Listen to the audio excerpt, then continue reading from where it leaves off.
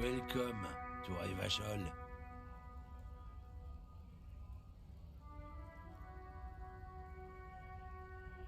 Don't you welcome to Revachol me.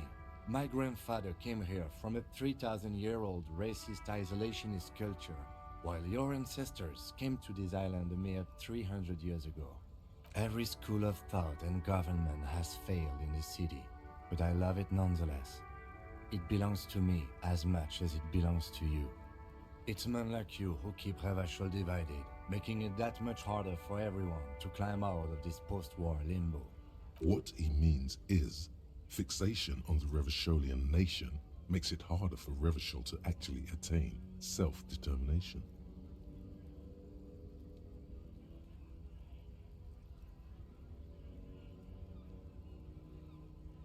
Oh, come on, man. I just said welcome to Revachol. It's a lorry driver thing. I know exactly what you meant. You think my kind doesn't belong here, that I should watch myself and behave. But you see, I'm an officer of the RCN. It's actually my job to make sure you behave. I would advise you to remember that. Silence. The air between them becomes tense. Your partner needs backup. Now's your moment to shine. You two make a cute couple. You know that? The lieutenant exhales and resumes his regular calmness. Whatever you say, officers.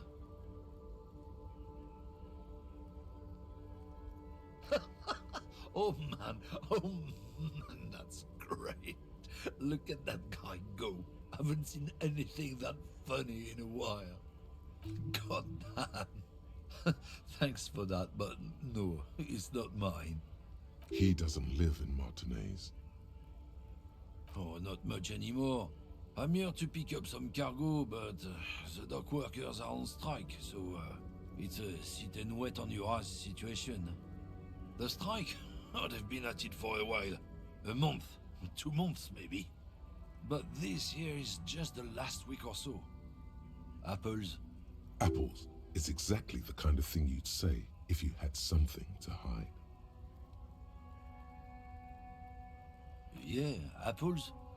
I take it you had other questions?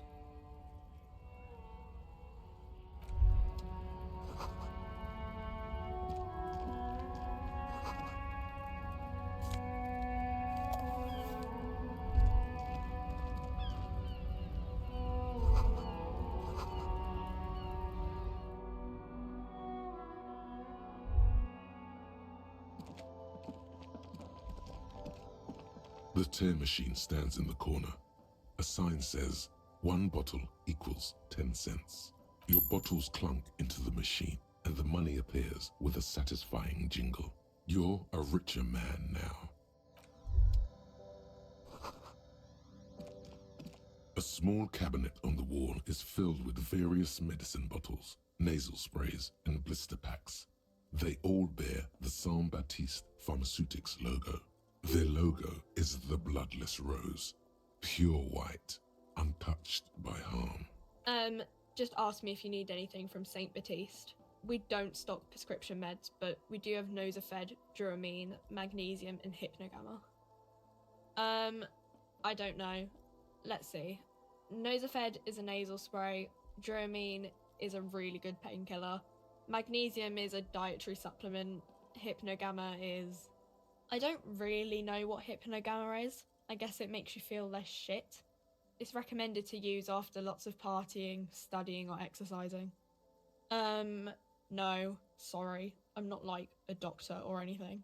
Saint Baptiste, you know, the pharmaceuticals company. Saint Baptiste Pharmaceuticals, the one that sells meds out of Saint Baptiste. That one. There. She is right. Saint Baptiste, the company, derives its name from Saint Baptiste, the city. Itself so named because that's what it is. A rare case where that really is the full etymological history. As far as almost anyone knows, at least. Okay, here. I hope Saint Baptiste makes you feel better or something. Oh yeah. Oh yeah, oh yeah. You see several packaged raincoats, fill a low shelf beneath a display of croissants and juice bottles. The raincoats are transparent, except for the big Fritta slogan on the back. The packages are small, discreet, sloppily stacked, making them easier to take unnoticed. No need to worry about knocking over a display. What is what? It's a raincoat. If you want to buy one, then it's only 4 real. Her attention is drawn to the raincoats. Stealing one undetected will now be more difficult.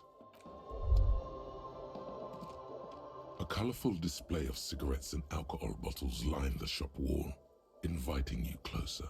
There, in that dark green glass, all in vain. The great flowing river of warmth, wine, alcohol, beer, alcohol, love, alcohol. The beauty, the truth, the poetry of it all. I'm obliged to inform you that both alcohol and cigarettes damage your health, but I guess you already know that. The pale aged vodka is special, I guess. It's stored in pale for a couple of years, which makes it super expensive and super strong. You know. I mean, I already said it'd hurt you. I don't know what else they do. No, Frit only sells legal drugs, like the law says. Welcome to Frit. Feel free to look around or something. Everything is out on the shelves. What's that magazine she's reading? You mean this? This is Pop Stars. It's got, like, famous people in it. It's not for sale. Looks like it also has something called Police de la Mode, featured on page 34. This speaks to you.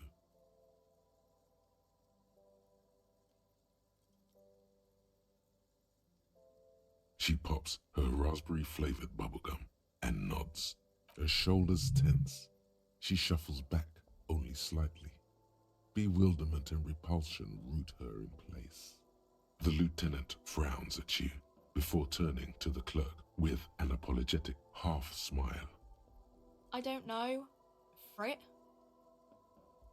A 7 to 11 grocery store? I think they think that the extra tea makes it funkier. It doesn't. The story goes that normal Fritta, with 2 T's, a men's workwear shop in Vredefort, was already taken. So when Fritta Retail Inc. grew into a multinational corporation, they had to add an extra letter to avoid trademark infringement. Okay. I'm not really supposed to be chatting to anyone, but, I don't really know anything. I mean, I know it's there, but I haven't seen it, so... Not really. No. I didn't know him at all. I don't know. No need to worry. It's just standard procedure for us to ask around. If you hear anything, let us know, okay? Okay. I don't know, really long. Uh-huh.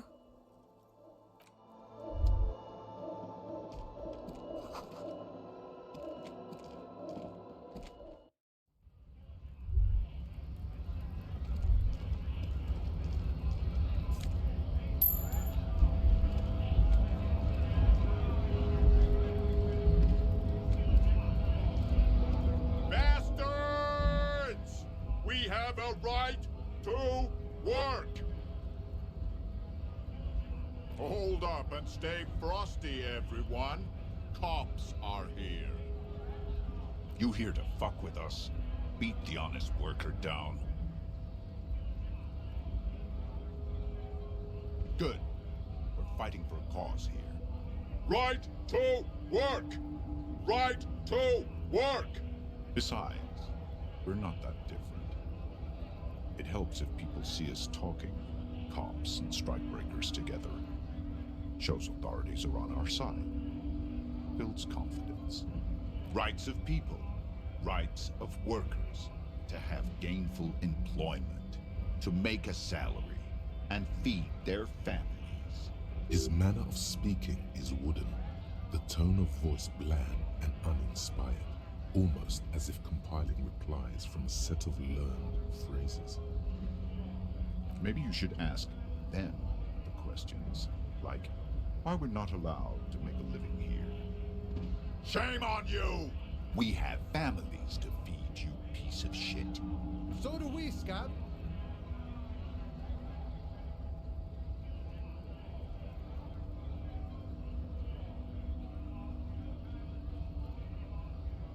Honest men and women with rights to work, to be useful, not toys for corporate interests. We came here to help the harbor run smoothly in time of crisis. If union fucks don't want work, they ought to let in those who do want work. I have a question. Why do all these men follow your leadership? You think they follow because I'm big and loud? No. They follow the rules of the market, the rules of the economy, because they were given a job to do! We were promised work. We'd be in there, working, if the bastards hadn't shut the gates. Main gate's locked. Would take heavy ordnance to bust it open. Could try to get in through the secretary's office. Door's locked. The guard's blocking the way to the access panel. And I don't mean the scrawny mess punk either. I mean head measurer. Or whatever he is. Huge Seminese guy standing up there on the overhead passage. Won't let anyone by. The access panel is right behind him. Bad. Standing on a narrow bridge, he's got a strategically advantageous position. And he's trained. I don't know how the Union has a trained killer up there. But that one's no joke, and my men are tired and hungry. They're workers, not fighters. Why don't you go arrest them instead? I'm sure they've done plenty of criminal shit. They have that look. It would be better for the neighborhood if you went home, at least for now, if you can't get in anyway. No! They will give up eventually. Or get drunk. Leave the button unguarded. Then, we charge. Have fun. Union shits are on full strike. Don't think they're going to let you through the gates. Why you want to meet that fat asshole?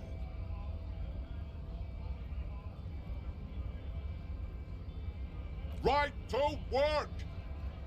It's shameful. Cops doing nothing. You should bring backup. Open up the gates for us. Blockading gainful employment for workers is a crime. We are not picking a side in this just yet, sir.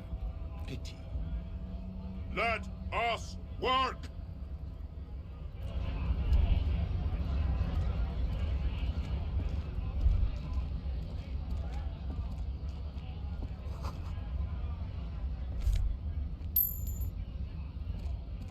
A lorry stuck in the traffic jam. This big, heavy Grad-made machine is well kept for such an old machine. The windows are clear. They've been recently washed. You can see a lorryman's cabin with personal belongings, stickers, insignia. The driver has adorned his space with a substantial collection of peculiar paraphernalia. Proclamations about honor, strength, and purity are glued to various panels. The back end of the cabin has a small perch to sleep, large ashtrays. There are several suns and wheels sewn into the curtains. A book with ragged edges catches your notice. The front cover features a large, muscular man. The title reads, Man from Eondal in the Lost City of the Pygmies. Racist nationalist paraphernalia. Not unusual in this part of town. This is our guy. Likely, yes. This guy's proud of who he is. Drapes it all over his machine.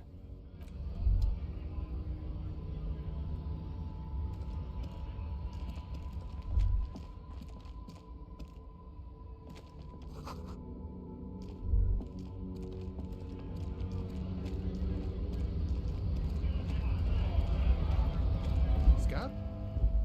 You're hazy on the notion of a scab. Smells like politics, though. Maybe it's got something to do with the flask he reaches for from time to time. A kind of a worm, content with mere survival. They come, they want to do our job for shittier pay, screwing over both themselves and us. Everybody loses. Beats me. Somewhere in the ground, I think. Gotta be bloody stupid or freaking evil to scab. Or I guess scared, maybe. But scared of what? Of who? Personally, I'd rather beg than scab. If the gentleman shouting on the street came begging, maybe they'd have gotten something. We've explained the matters, but they don't listen. This lot would be reasonable and go home if the big guy wasn't riling them up all day.